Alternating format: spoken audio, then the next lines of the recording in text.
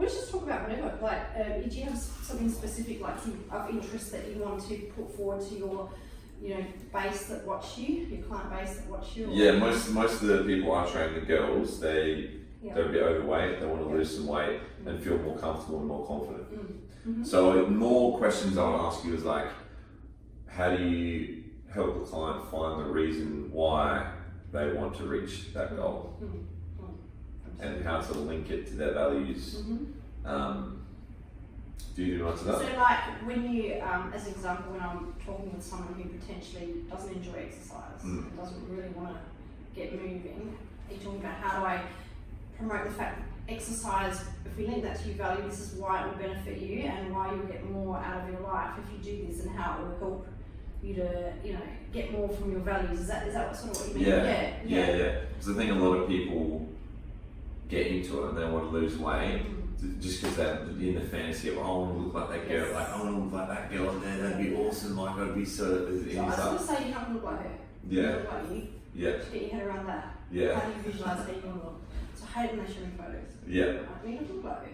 And then you see their face, like they take it offensively and I'm like, but you need to understand that that's not you. So it's about how do you see yourself? Like, do you have a visual of how you look? Because I always say, if you can't see how you're going to look, you'll never get there. Because the mind and the body are linked. So I always say that to my corporate clients, like if you can't see yourself on stage exactly how you're going to look on that day, you won't make it. Yeah. They won't. No. And then they always say to me, oh my God, I looked exactly how I thought I would. Really? Got that in their head. Wow. Yeah. Okay. That's cool. Because I think you actually have to believe that that's how you be. So if you can't see that, then you're not ready for that. Like you actually have to believe that that's what you'll be. Michael talked about, athletes, particularly that motocross guy, when he couldn't train all the time. His parents couldn't afford to take him to the track all the time. So he used to sit on the end of his bed with his eyes shut and go through the course in his head. Really? I haven't And that's heard how him he say trained that. himself. He never had the hours doing motocross that the other competitors did, but he would sit and visualise it over and over and over, every particular bend, every rev of the bike, how he would navigate this. And then he would give himself problems and issues of how to overcome it. And then when he got out there, he would do exactly as he visualised in his head. Wow. Because cool. his brain had lived it over and over and over, so much that it became a reality. So I try and teach my clients the same thing. Like, you need to know what that end thing looks like. What does that look like for you? Do you know what I mean? You can't compare yourself to someone because that's the fantasy. Because even when you have lost 10 kilos, you still don't look like her. So then if you fail, do you know what I mean? Yeah. Okay. So they have to visually, because when someone goes to me, I need to lose weight, I go, well, what does that look like to you? Because you're just thinking about a number. Like, how will you physically look in your clothes? Yeah. How will you know you've reached that goal? Because it might be that you only need to lose 5 kilos and you were happy. Yeah. Do you know what I mean? So that's fantasy about numbers, or so it's not real until they can actually see it. Yeah. Okay. Yeah. Does that make sense? Yeah. That's really cool. Well, that's like Joe Dispenza, how he talks about, it's in your mind, like you can close your eyes and think about it, and it's the same as actually doing it. That's right. Yeah. You're like, whoa. Yeah. Okay, cool. Let's get into it. Okay.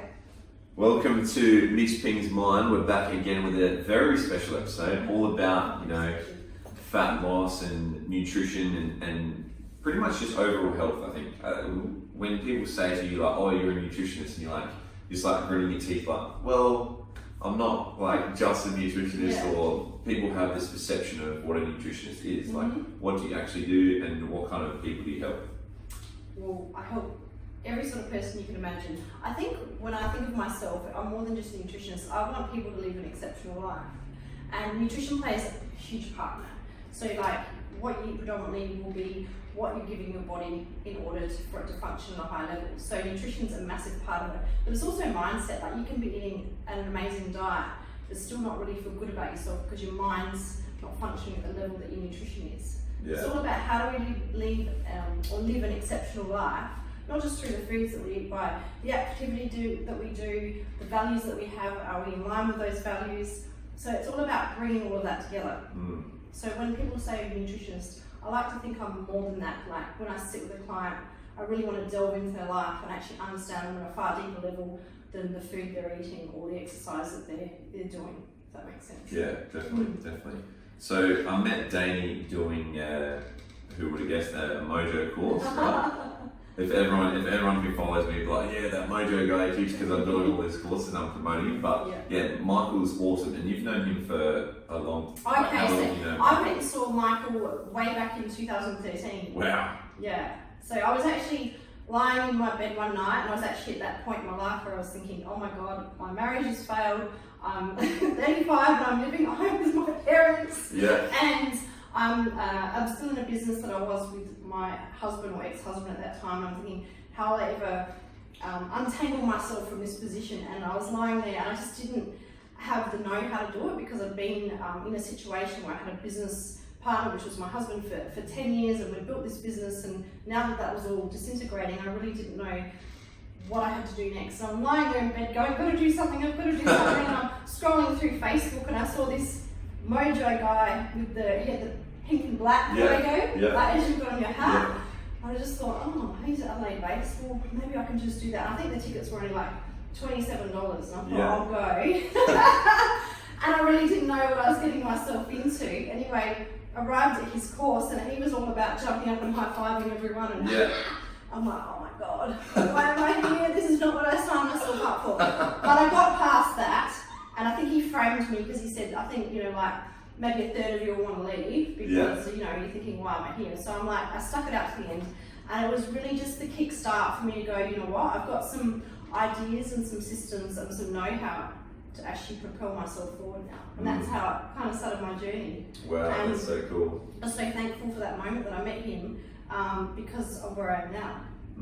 Over the 6 years that I've been doing this course, it's come such a long way. So how have you integrated the mindset stuff you learned from Michael into your nutrition stuff, and you still use a lot of his principles today? Absolutely. So I think I was doing the mindset stuff without knowing it anyway. Yeah, oh definitely. Because I really want to understand people at a really, like I said, a deep level. Like, I don't just want to go, well, you need to eat this and you need to do some exercise. I really wanted to understand their mind as to why they got themselves in this position, and how we could actually get them to the next position by changing their mindset, not just the nutrition, because I think anyone could follow our nutrition plan once it's delivered. But once motivation wanes, how do you keep them going? So everyone's motivated for the first 6 weeks, but then life gets in the way and you lose motivation and things slip off. And I could see that there was this problem where people were slipping off, or maybe they'd get to the 12-week point and they'd get results, but then they'd go back to old habits. So it was really about, okay, what is it that we need to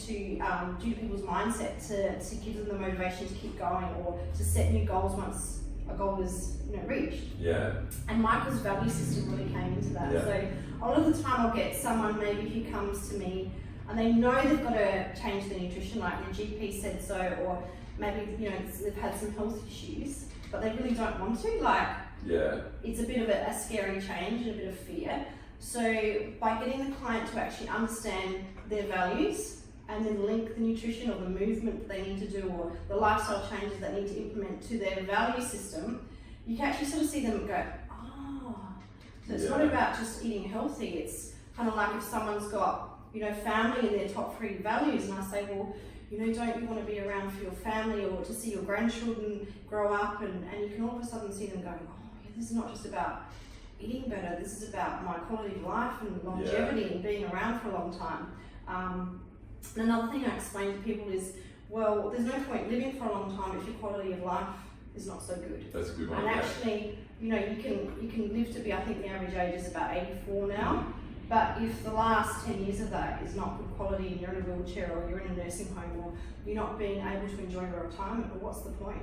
So it's about setting yourself up. It's like, we all have a super fund that we have plans for retirement, but it's all good to have all that money, but what if your health's not there and you can't actually enjoy that time? You've worked hard all your life only to sit, on a lounge or a wheelchair, or even in a hospital bed, and not enjoy life. So it's about, future pacing, one of the things Michael taught us, but also going, okay, well, what's important to you? Like, where do you want to be? Like, this is not just about fixing this short term, it's about the long term. What are you going to gain out of this? So linking it to value systems. Like career, like, people love their job and they're so career focused, but a lot of the time they'll let the nutrition side slip, or even the exercise side slip and I go, well, you know, lifestyle disease can catch up with you very quickly. Yeah. You can't do the thing you love, or it's going to be sacrificed, or you might have to take a back seat to that for a while. Yeah, right. So it sounds like, and it's the same with, I guess, everyone that comes into to a coach, they come in, oh, I want to lose 10 kilos, I want to be, you know, I want to look like this. And then you dig deeper, and there's usually that deeper meaning. How do you extract that from some people, and how deep do you go in like the first, like how does it work with the client? Is it initial consult? And then so initial consult will come in, and I'm very much about getting an idea of their lifestyle. Yeah. So what is about your current lifestyle that's holding you back from meeting the goals that you want to achieve? And then we talk about short-term goals. So what do you want to achieve over the next 3 months? And then we go, what's your 12-month goal? And for most people, they don't really have a goal beyond the first, say, 6 months. Yeah. So like, oh, I just wanted to lose weight and just learn how to eat better. But how will we keep this momentum going if you don't have goals outside of that? Yeah. Because for the most part, people will slip back to old habits if there isn't something to keep them propelling forward or that momentum going. So I really talk about lifestyle, what's holding you back, what changes are we going to make? Because I can give you a great nutrition plan, but if you don't want to change the habits that got you to this point now, that's going to be a problem, because those habits will still be there even though you've had the nutrition. Little things will pop up again. Yeah. So it's all about lifestyle, actually understanding the client where they are now, where they want to be short term, where they want to be long term. But then also going, okay, so what is it about you? You know, is there self-sabotage going on? Is there, you know, some problems with the way you think about food? Like a lot of people will have these ideas that certain foods are bad. Or they've done lots of fad diets, or these quick fixes. So then they've got all these ideas around, you know, I've got to avoid carbohydrates, I can't eat, you know, if I'm going to lose weight, I have to eat like 800 calories, or I need to be vegan, or I need to be paleo. So there's a whole range of things that I think we need to break through first. So I'm all about what for you would enable you to do this in 12 months' time.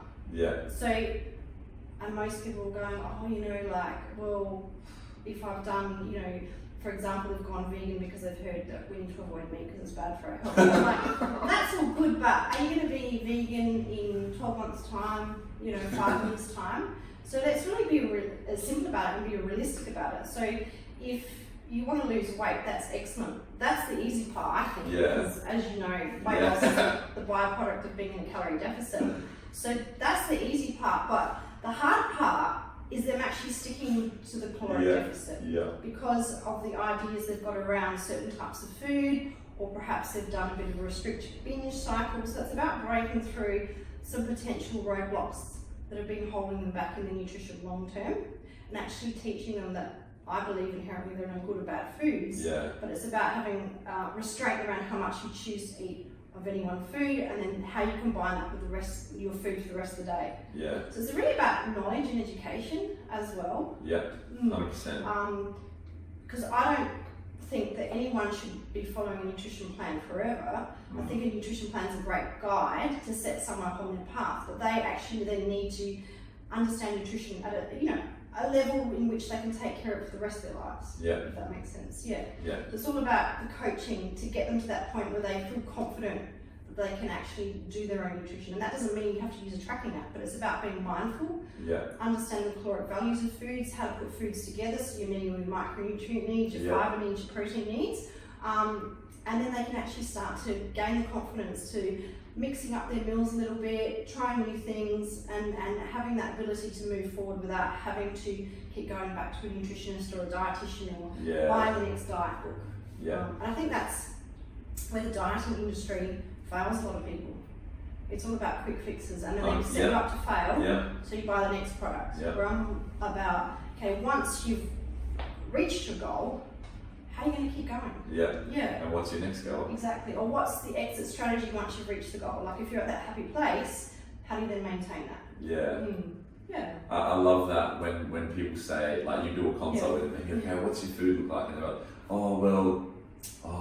like, I eat chocolate, but I know I shouldn't do that. And it's like, why do you think that? Oh, chocolate's bad. Oh, why is it bad? And then they're just like, oh my god, it's actually gives me so much joy. It's like when you overeat it. So it's like there's no good or bad foods, but I think there's bad quantities sometimes. That's right. So what's the first lever you kind of pull when you sit down with a client. And it's going to be different, but if you break it down into water, sleep, rest, stress management, exercise, things like that. Where do you look for someone for the first lever to pull to point them in the right direction of maintaining a healthier lifestyle? Well, it depends what that lifestyle is. So if someone's really not looking after their health, there's many factors that contribute to that. It's about making small changes. Yeah. Like, so if you're not going to the gym and you haven't eaten well for a long period of time and eat a lot of junk food, you don't drink any water, there's no point telling them they've got to go to the gym. Exactly. You've got right. to change everything. I'm all about, okay, so let's make 3 simple changes that we can implement over the next month until they become a bit of a habit, and then that habit evolves into a lifestyle, and then you're just doing it because it's something you do each day. Then let's move on to the next thing. Yeah. Because I find that a lot of people will go, I know I've got to go to the gym, and then they say, I'm going to go to the gym 5 days a week. And then I go, okay, so I'm going to base this on your activity level. What happens if you can only get to the gym twice a week, and that's like twice a week average over the next month?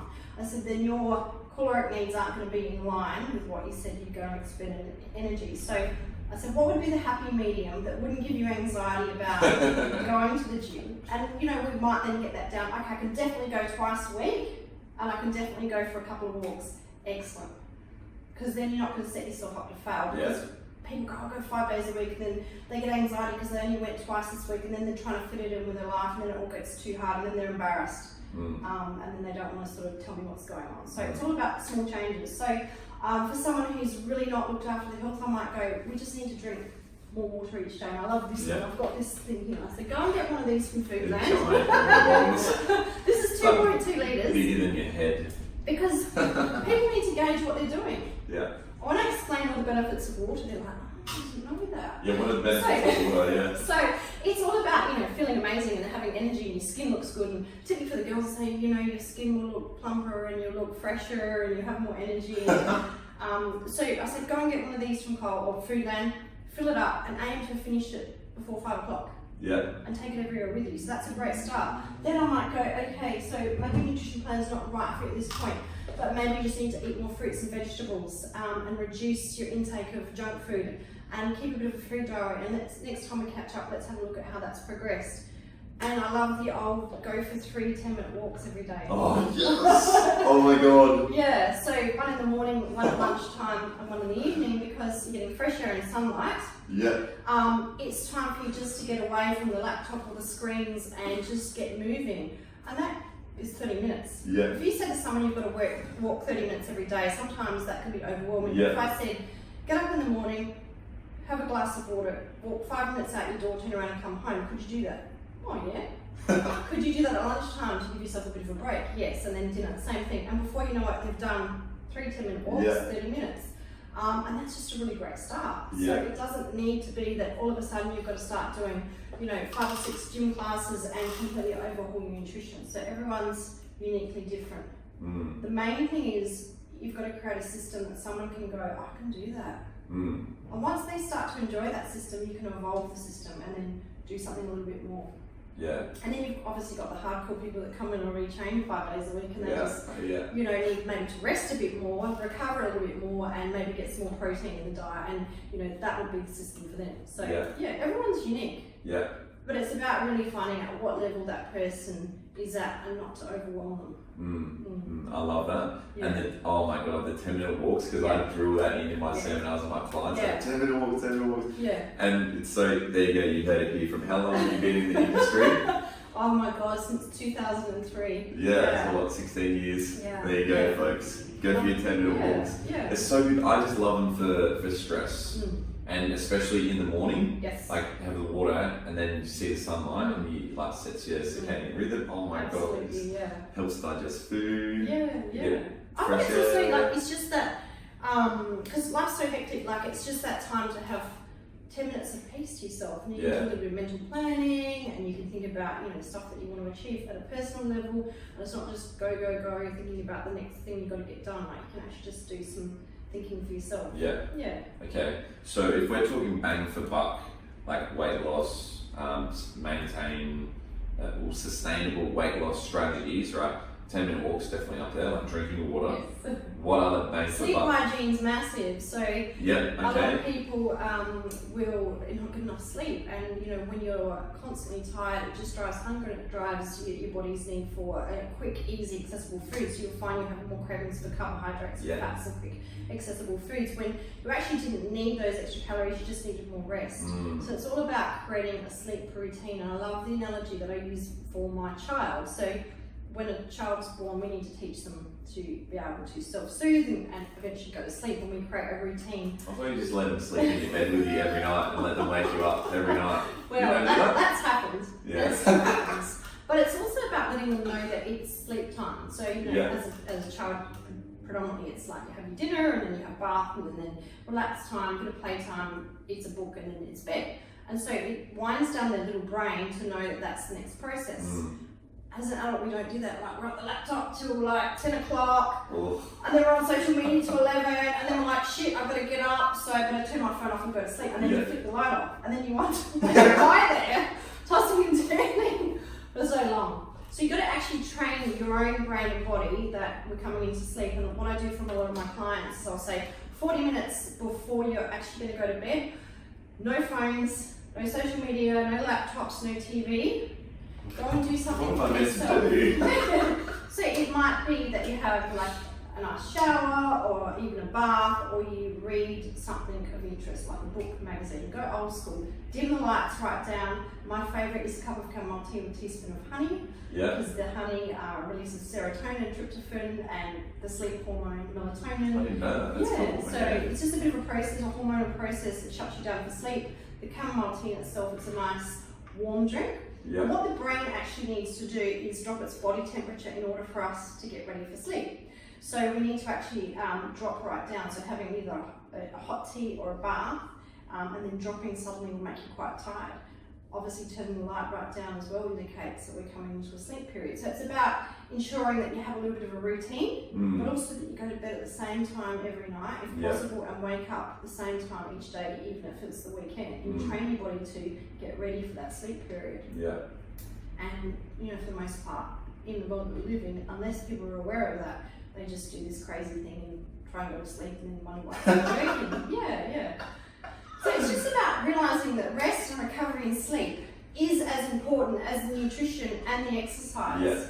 You can't have one without the other. And a lot of people, like I see with a lot of bodybuilders or athletes, like they do these crazy workouts and they've got their nutrition set, but then they work crazy hours and they don't get enough sleep in, and then they wonder why their body's suffering, they're not repairing and recovering, or they get little injuries, or they just all of a sudden feel really tired, lethargic and unmotivated, even when they think they've got nutrition and training set. So it's all about realising that the body needs to recuperate as well. Definitely.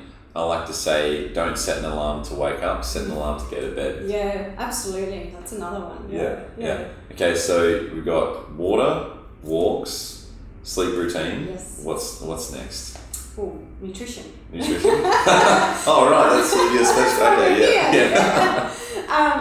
but you know what? Nutrition looks different for everyone. You know, what I try and teach is there's no right or wrong way. It's a very, very individual thing. When someone says to me, do you know what, I eat healthier, I always say, what does that mean for you? Like, I always get them to bring in a food diary to show me what healthy means, because someone says healthy, that could just mean that they don't eat junk food, right? But the quality of the food that they're eating isn't meeting their micronutrient or their macronutrient needs.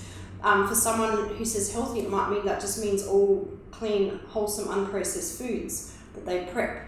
So it really comes down to the individual as what they believe healthy is, and how the small changes that they can do to make that a better way of eating for their body and their lifestyle. So I'm not here to go, you need to do this style of nutrition. I'm really about the individual system. And if someone said to me, I really love keto and I want to do keto, absolutely. If that's what you love and you're not doing it because of all the little myths or stories you heard about why keto is better for you, you're doing it because keto makes you feel better, you run more efficiently, you find it more satiating. And you actually feel like you perform better through the day. Keto has a lot of benefits, but it's also quite restrictive in a lot of ways.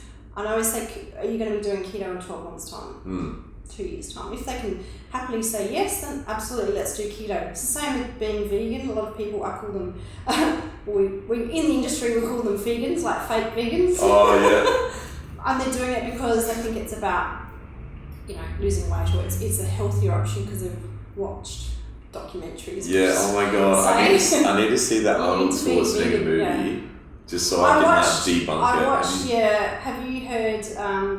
Listened to? I think I'm trying to remember who it was. Was on Joe Rogan talking about debunking that whole movie. Oh really? Yeah. Was it recent? Yeah, on the recent, okay, yeah, I'll need to listen to that. Yeah. So it was about what was going on behind the scenes. Yeah. It was all money making and stuff like that. No way.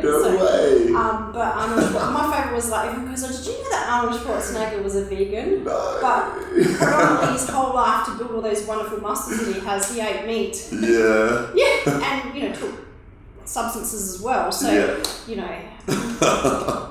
fact that he's vegan now, that's not why he looks like that. So, yeah. It's really interesting, yeah. Yeah. So again, the vegan thing, like, are you sure that that's what you want to do, or could you be doing this in 12 months' time? And are you choosing to do it for the right reasons? And does it work for you? Do you feel better when you eat as a vegan? Because I think every nutrition style, there's potential for nutrient deficiencies if you're not aware of how to balance that. Same with being vegan, is you can end up with potential nutrient deficiencies. So you need to be aware of that as well, and then how to balance that so that you don't end up depleted in some areas. Okay, yeah. What are some common nutrient deficiencies that you see? Definitely iron and B12 and iodine in vegan. So we just need to go, okay, so... Oh, just in general people. In general, well, how long's a piece? Again, it comes down to essentially the diet of the individual. Yeah. I think for the most part, people don't meet their protein requirements. Like, as they get older, protein is needed in greater quantities. What's it called? Sarcopenia or something? Yeah. When you get older? Yeah. So you start to break down muscle mass. And so it's really about ensuring that you meet your protein requirements, or you're aware of what they are and then how to meet them. So it could be protein, it could be, people don't eat enough fruit and vegetables, they're not getting enough fibre and micronutrients in their diet. So it's really an individual thing. Okay, that's why I did this whole, lifestyle massive breakdown. console, and let's go, okay, where are we at? Yeah. What do we need to change? And I think as well, people have this idea that eating healthy is hard and it requires a lot of prep. Yeah. But eating healthy, really at the end of the day, it's not about that you have to eat healthy, unprocessed foods and that you've got to eat clean. It's like about looking at your overall, what you would eat over a week. Like, some days maybe it's not going to be all that great, but it's what you do in an overall week to balance that out. So there's nothing wrong with having a bit of junk food here and there, but we need to sort of balance it out with the other nutrition. So you shouldn't feel bad for having a couple of takeaway meals if that's what you need to do, but it's what we do for the rest of the week as well. Yeah. So it's really, I guess, up to the individual where they're at and how we can improve that. Yeah. I love eating, like going out with my friends or family that I haven't seen in a while, and I'll eat a big burger or have ice cream or something, and they'll be like, oh my god, like you eat that? I'm like, hell yeah, I eat that. I get that all the time. It drives me mad. You're like, this is the one meal I've had in the last month that's like decent. I get that like, do you eat that? Yeah. It's just some bread. Because people have this image that in order to maintain a leaner body weight or to, carry muscle or be in, I guess, what I call shape, is that you avoid certain foods. And it drives me nuts. I didn't know that you would eat that. I'm like, I eat everything. Yeah. But, I have the knowledge to be able to balance it. That's the thing, Yeah. So bringing it back to the protein and the vegetables, now what do we know happens when, you're on a caloric deficit, you get hungry, right? Yeah. What are the best things to make you feel full? Well, that's one of the first things I say to people is that when you're in a caloric deficit, I mean, if the deficit isn't too big, and I would never go more than 500 calories, and that's more for a sedentary person. If someone's exercising a lot, it might look like 300 or 400. Yeah. At times you are going to feel hungry, and I always teach people it's okay to feel hungry. A lot of people actually fear the feeling of feeling hungry, like I'm hungry but eat.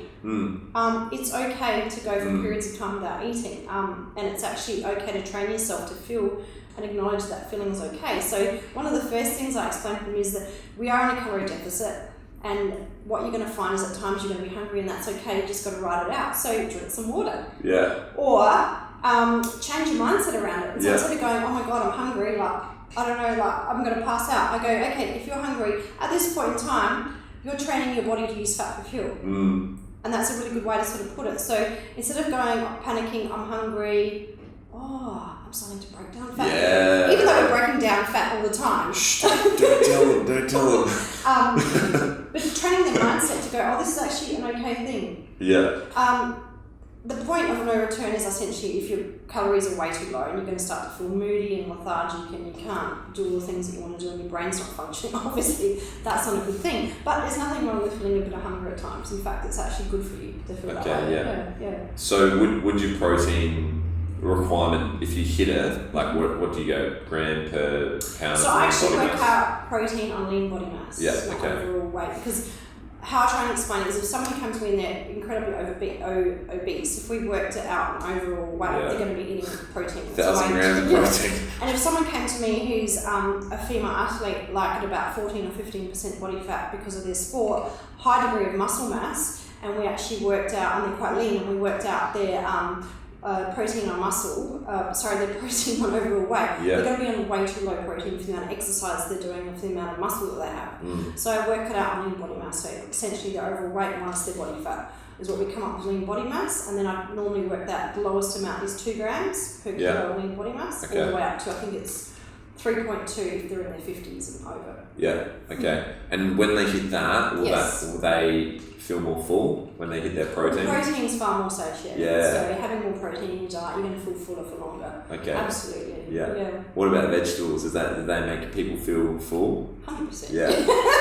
I always say, like, the more fibre you have in the diet, I call them volume foods. So when you eat volume foods, like a lot of vegetables and salads type things with each meal, you get that feeling of fullness in the stomach. Your body has to work hard to break it down so you feel fuller for longer. And so you actually feel full but without that heavy feeling. So if you eat a big sort of salad type meal and you've got some like avocado or chicken, a bit of quinoa in there, some nuts and seeds, you feel amazing. Like your digestive system is like loving all the food you've got. You feel really full and satisfied. You've got a bit of a spring in your step as opposed to having like a heap of creamy pasta and garlic bread and that sort of thing. While it tastes amazing at the time, I can guarantee in about an hour you're going to be going, you just don't feel like you've got that spring in your step. Your digestive system is overloaded and has to work really, really hard. Whereas when we have light meals full of fibre, you've got your carbs, your proteins, your fats in there, your body just loves it and you actually feel inspired to get up and get moving. Whereas heavy meals will just make you feel sluggish and tired. Yeah, how do you, because that's such a big problem. People will say like, I feel bloated, I have no energy, and then you ask them what they eat and you're like, when do you feel bloated and have no energy? After I eat. And you're like, so what could you do? How do you get clients to connect the dots of, wait, the food I'm eating, it tastes good, it's that short-term instant gratification compared to, I might need to eat, quote unquote boring salads for a month before they actually start tasting really good. Because, as we know, people only do things that they perceive have more benefits than drawbacks. If there's Macca's in the salad there, I'm like, I'm going to get more benefits out of Macca's. How do you transition clients and get them to realise themselves, like, hey, the salad is better than the Big Mac? I always say, and I do it with myself, how am I going to feel in a couple of hours' time? Like, it might taste great, but how am I actually going to feel? And for the most part, people understand that when they eat the junk food or food that's really heavy and overloads their digestive system, they're going to feel lethargic, sluggish, maybe even want to have a bit of a lie down. And I say, how's that going to benefit you? If you're feeling like that, will you be able to get up and do all the things you want to do?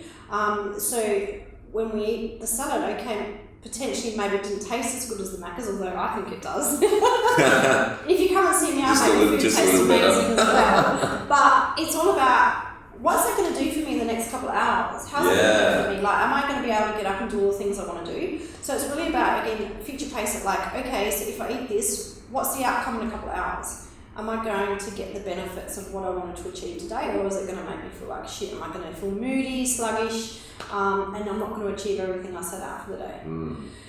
So it's looking at it from that perspective. And most people will come into me and they'll say, we have our 6-week check-in, they'll go, oh my God, I've got so much energy, I feel so much better, I'm getting so much more done, so much more pleasant around my children, I'm not arguing with my partner. And they're actually seeing, from a wellness perspective, it's not just about weight loss or, you know, how they're feeling, but it's all about those little things that tie in, like family, career, social life, moods, just feeling better. Feeling better as a whole, Yeah. And then that's a really good question to ask. I never thought of that. Like, okay, how is this going to make you feel in a couple of hours? Yeah. Because I know when I eat, you know, the boring salad, I'll be like, well, I know I'm going to feel flat and like energized, right? Especially if I'm going to do a workout. Like how are you meant to have a good workout if you're all bloated and have no energy? Yeah, right? absolutely. Yeah. So it's really just that question. And I've been doing that for a long time. So, you know, quite often I'll go, I'm so tired, I want to get home. Maybe I'll just get something takeaway tomorrow. You know, and when I talk about takeaway, like I don't ever get like junky foods, but you know, just getting something else. And I think, no, if I go home and I spend 20 minutes prepping a healthy meal, and that could be some sort of carbs, some sort of protein, and some salad or vegetables, I know I will sleep better that night. I know I'll wake up, I'll train better, I'll be in a far better mood. So it's all about, okay, how will I feel? Yeah. And that's kind of what, it's the same with training. Yeah. Do you know, like some mornings you wake up and you're like, oh my God, I could sleep. And I always say to myself, okay, you can lie in bed, but how's that going to make you feel in a couple of hours? Yeah. Or you can go to the gym and get there and you feel tired, but it's that accomplishment of finishing the workout. It's that endorphin release I get from going to the gym. So I get home, I'm so much more motivated and far more productive for the rest of the day because I've got a workout in. And I always do that. And I always get up and I go. Yeah. Because I know I feel defeated when I sleep in because I'm not going to get those feel-good feelings. Yeah. I'm not going to be as productive. And I'll probably end up more moody because I didn't get my chance to do something for myself first thing in the morning. So it's the question of how will I feel later? Yeah, and what's the outcome of this? And what outcome do I want? Yeah. So back to, like we were talking before we started recording, the visualization and the goal setting. How important is that for someone that, you know, wants to, you know, sustain and maintain a healthy lifestyle for the rest of their life? So I always ask the client, what does that look like to you, like from a visual perspective? So if someone says, I need to lose 10 kilo, like that's just a number. So I go, do you actually visualize or can you see yourself looking 10 kilos slimmer? What would that look like to you? And they're, for the most part, blank. Oh no. Well, how are you ever going to know where you want to be if you can't actually physically see it? Yeah. So you want to lose 10 kilos because that's just what you think you need to be, or you need to be a certain number. But if you can't visually see it, how do you know you've reached your goal? Because you might have, like I said, you might have only needed to lose 5 kilo and you're where you wanted to be. But you might lose that 5 kilo, be where you wanted to be, but in your mind it was still another 10 kilo. And then you're pushing yourself to get to that next level, and then you set yourself up to fail because you never actually get there. It's all about having a visual. Like I say, is there a certain outfit that you want to be able to wear? Yeah. Like, do you have something that you can physically put on, or something you can see yourself in, that you'll know you've arrived at the place that you want to be? I think that's really important visually, and particularly for my comp prep clients, I say to them, within the first month, they start their comp prep, and then I go, okay, do you physically and can you visually see what you need to look like to be on stage? Because if you can't see that, you're not going to get there. Yeah. Like you have to, in your mind, see yourself in the outfit on stage, exactly how you're going to look on the day, because your body won't get there unless your mind can actually see it. So it's really for each individual, what does that look like to you? Visually see it in your mind, imprint it into your mind, because when you get there, you'll know you've achieved that. Yeah. Because people chase numbers, and it's not about the numbers, ever. Like people say, I need to be this % body fat. Okay, why? Like, because realistically, even, you know, anywhere between, say, 20% body fat for girls up to 35%, that's not really a health issue. Do you know what I mean? Like, you can be above 30% body fat, not ideal, but it's not a health issue until you go above 35%. Yeah. So, look, at the end of the day, you can be 34% body fat, be really fit, strong and healthy, be eating a great diet. Yes, you're carrying some extra body fat, but if you feel good about yourself, that's okay as well. Yeah. Yeah. It's more about when we're getting into that really overweight range that it becomes an issue from a health perspective. Yeah. So to sort of break down what we've spoken about, get really clear on, you have your surface reason. Yes. Get really clear on the deeper meaning. I want to have more energy with my kids. I want to be more productive at work and find a more fulfilling job. Blah, blah, blah. Then get really clear on the outcome that you want, your goals, right? So how do you do goals? 3 months, 6 months, 12 months? So if we look at initial goals, like in the first 4 weeks, what is it that you would like to see in the first 4 weeks? Because I find that if people can't see change in the first 4 weeks, we lose the motivation and momentum. So we need to have clear goals to achieve, to set the target rolling quickly. So it's 4 weeks. What do we need to achieve in 4 weeks for you to feel that this is working for you and then you want to keep doing it? Then we look at it from the 6 week point of view. So when you come back to see me in 6 weeks, where do you need to be to feel like you can keep doing this? Yeah. Because if someone if we set unrealistic expectations and the time frames aren't allowing us to reach that goal, people will give up because they think they've failed. So look, if you wanted to lose 20 kilo, is it realistic that you're going to do this in 12 weeks? Well, it's not. So I've really got to reset their mind. So I'll go, if we could lose 20 kilos, but it took us 12 months, but you enjoyed every element of your nutrition, you still got to socialise, you didn't have to bust yourself in the gym, and that you actually educated yourself about nutrition along the way and got to evolve that nutrition, actually learn some really cool habits. You still reached your goal, but the actual amount of information you were able to absorb and the habits you will be able to create over that 12-month period is going to serve you a lot longer than trying to squeeze something into 12 weeks or 20 weeks. Because a lot of people will set unrealistic expectations and the time frames as well. So we need to get quite clear on what that is. Yeah, do smart goals. Yeah. So if someone's going to work with me for 12 weeks and they say, I want to be at this percentage, I say, well, look, that's pretty unrealistic. We're not going to do that. But what if we said we could lose 6 kilo in that 12 weeks? And then you can sort of set their mind to be realistic about it. So at the 12 weeks, they've lost 6 kilo and they're really happy with that. And they're ready to keep going. But if they had unrealistic expectations, they don't meet them, then they feel like a failure and they'll most likely go back to old habits because it didn't work. Okay. Yeah. So get very clear on your reason. Yes. Why, link it to your values, so your family, your health, all hobbies, career, whatever career. it might be. Yeah. And then, get realistic and achievable and specific goal. Yeah. And then, start to create small habits over time for water, your walking, your sleep routine, and your nutrition. So your protein and your vegetables. Yeah. How are we doing for time? And mindset. Yeah. We're going for time. Let me see. We're almost on time. Are we? Okay, yeah, perfect. I think we did really well. Yeah. I wasn't sure if you had like a timer or something, but I was going to, but that was good. It was like, it's going to go for 3 hours. Nice. Yeah, I think you just keep it simple. Yeah. Nutrition does not need to be hard. Yeah, It's exercise. But I think there's too many people in the industry setting others up to fail. Yeah. And I really want to smash through that. Yeah. Like, I just want people to be on their own journey. Yes. Oh my God. Yeah, not the journey of someone else, or it needs to fit in with you and it needs to be comfortable for you. And I think I love the Mojo Master. I remember him saying fulfillment comes from the journey, not the destination. Yeah. Too many people focus on where they want to be, but not about what they're going to learn in the process of getting there. Yeah. And I think that's where the real fulfillment, knowledge, education comes from. And it sets them up to get to that healthy place and then maintain it. Because they're actually enjoying the journey. Yeah. And fad diets, quick fixes, all that sort of stuff, it's just bullshit. Yeah. Because it sets people up to fail and self-sabotage, and they don't really learn anything anyway. Exactly. In fact, they probably end up worse, with worse habits and worse thoughts about food and body image than they did in the first place. Yeah.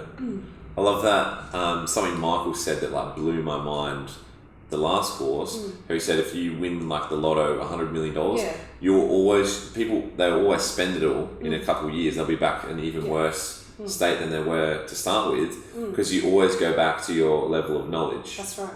So if we snapped our fingers, you got the body you want, you have all the energy, you would just go back to where you were because you didn't learn anything. Yeah. Or you didn't appreciate the process. Yeah. Or the journey. Yeah. Yeah. That is awesome to end on. Where can they find you, Dayni? Finesse Nutrition and Fitness on Facebook, or Dayni _finesse_nutrition on Instagram. Website finessenutritionandfitness.com.au. Yeah, awesome. Yeah.